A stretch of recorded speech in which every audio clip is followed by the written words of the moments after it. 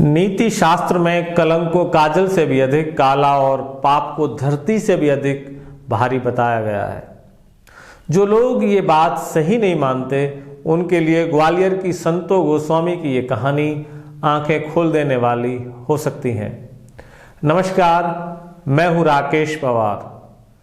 दोस्तों, ग्वालियर के माधव नगर थाना प्रभारी संजीव नयन शर्मा अपने केबिन में व्यस्त थे कि तभी लगभग 40 वर्षीय एक महिला ने उन्हें आकर जो बात बताई उसे सुनकर श्री शर्मा खासे आश्चर्य से भर उठे।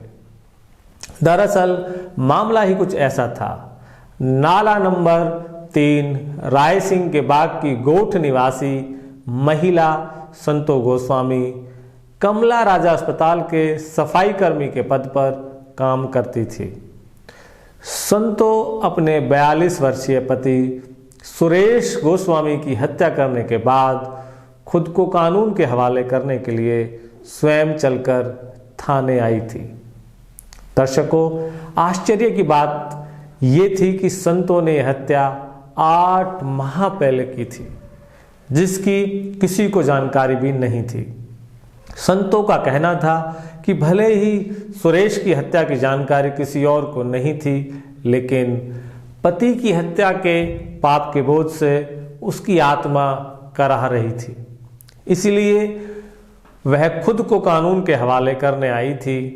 टीआई संजीव शर्मा ने तत्काल मामले की जानकारी एएसपी दिनेश कौशल, नवागत ग्वालियर एसपी हरिनारायण चारी मिश्रा को दी और खुद पुलिस बल के साथ संतो को लेकर घटना स्थल पर उसके घर पहुंच गए। दोस्तों, क्योंकि संतो का कहना था कि अपने पति की हत्या के बाद उसने लाश को प्लास्टिक की टंकी में भरकर घर के अंदर ही दफन कर दिया था। संतो झूठ नहीं बोल रही थी। घर ले जाकर उसने कमरे में बने शौचालय की ओर इशारा करके बताया कि लाश इसी शौचालय के नीचे दफन है। ऐसी स्थिति में पुलिस के सामने शौचालय की खुदाई करवाने के अलावा और कोई चारा नहीं था। पुलिस ने मजदूरों को बुलाकर शौचालय तोड़कर उसके नीचे की जमीन खुदवाई तो 3 घंटे की मशक्कत के बाद पुलिस को सुरेश की लाश से भरा ड्रम मिल गया। दोस्तों, जिसके बाद टीआई संजीव नयन ने लाश को पोस्टमार्टम के लिए भेज दिया, तो दूसरी तरफ 8 माह से लापता सुरेश की हत्या की बात जानकर उसके परिजनों में शोक की लहर दौड़ गई। सबसे बुरा हाल उसी मकान में ऊपर की मंजिल पर रहने वाले सुरेश के बड़े भाई रमेश का था। उसका कहना था कि उसे क्या पता कि जिस मकान में वह बीवी के साथ आराम की नींद से सो रहा है उसी में उसके भाई की लाश दफन है।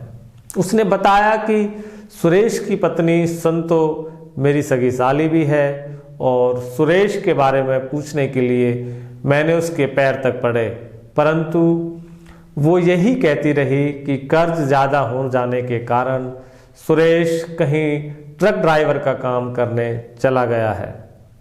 इधर संतो के पति की हत्या के आरोप में गिरफ्तार करने के बाद उसे कुछ पूछताछ में जो कहानी सामने आई वह इस प्रकार है।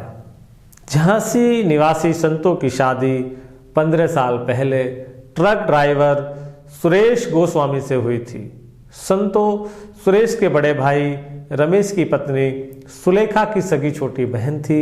इसी नाते सुरेश और संतो शादी के पहले से ही एक दूसरे से परिचित थे।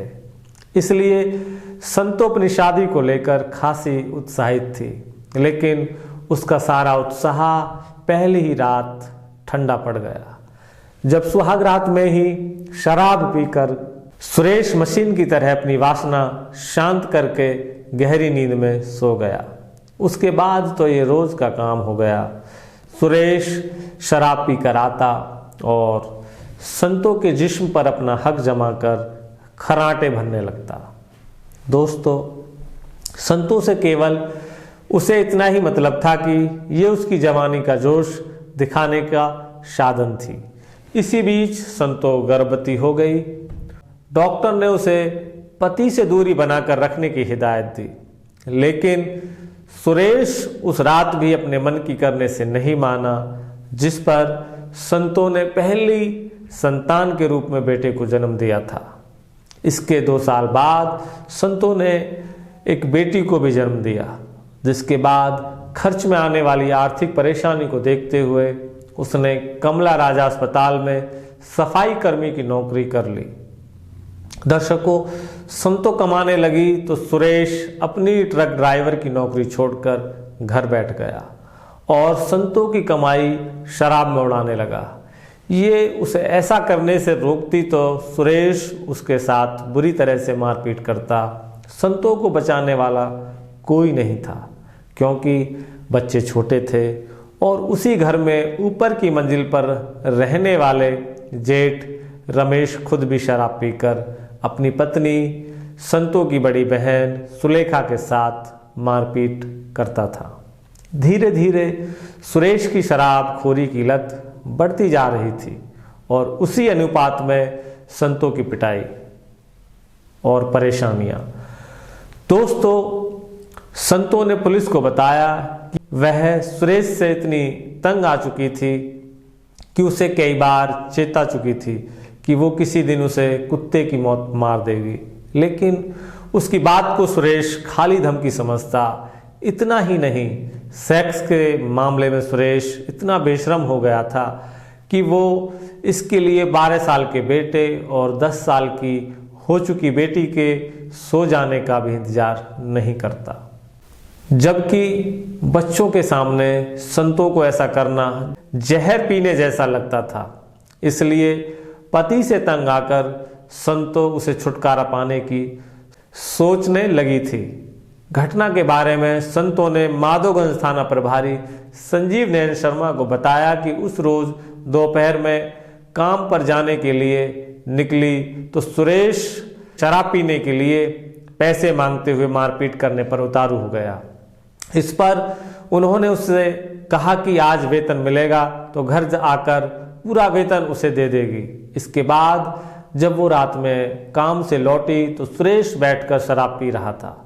उसे देखते ही उसने उनके वेतन की मांग की, लेकिन उस दिन वेतन नहीं मिला था तो वो उसे कहां से देती, जिसके बाद वो उसे मारपीट करने लगा। वो समझ गई थी कि शराब पीने के बाद इसे उसका शरीर चाहिए होगा, इसलिए शर्म से बचने के लिए वो दोनों बच्चों को ऊपर जेठ के घर सोने भेज दिया और खुद जमीन पर लेट गई। थोड़ी देर बाद ज्यादा शराब पी लेने के कारण सुरेश बेसुध होकर पलंग पर लेट गया। वो जानती थी कि आधी रात में नशा कम होने पर वो अपने मतलब से उसके पास आएगा, लेकिन उस दिन उसके मन में उसके प्रति नफरत की आग सुलग रही थी तथा घर से बाहर कोई कार्यक्रम चल रहा था, इसलिए उसका शोर मचा था। उसे लगा कि मौका अच्छा है, इसलिए बिस्तर से उठकर उसने कपड़े धोने की मोगरी उठाई और पूरी ताकत से सो रहे सुरेश के सिर पर दे मारी। एक ही वार में वह हिचकी लेने लगा। उसके बाद उसने उसके सिर पर तब तक वार किए जब तक कि उसकी जान नहीं निकल गई। दर्शकों, फिर जो साड़ी उसने पहनी थी उसे उतारकर उसने सुरेश की लाश को लपेटी और पानी के ड्रम में डालकर उसे सीढ़ियों के नीचे सरका दिया। लेकिन कुछ समय बाद उसकी पत्नी की आत्मा उसे कचोटने लगी और धीरे धीरे सुरेश की हत्या का पाप उसके मन पर बोझ बनकर बैठ गया, जिससे उबरने के लिए वो खुद चलकर पुलिस के पास आ गई। 10 दिन बाद दफन की थी लाश। संतों ने बताया कि हत्या के बाद सुरेश की लाश को पानी के ड्रम में रखकर उसने ड्रम का मुंह सीमेंट से बंद कर उसे सीढ़ियों के नीचे खिसका दिया था। दर्शकों, लगभग 10 दिन बाद ड्रम से बदबू आने लगी तो संतो डर गई। वो योजना बनाकर मजदूरों को लेकर आई और कमरे के अंदर शौचालय बनाने के नाम पर गड्ढा खुदवाया।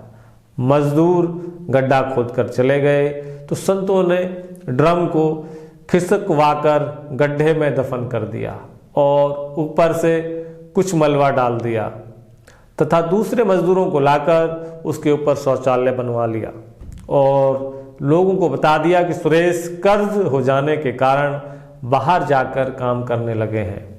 दोस्तों, आज के प्रोग्राम में बस इतना ही। आप भी अपने परिवार का ख्याल रखें और सही रहें। नमस्कार।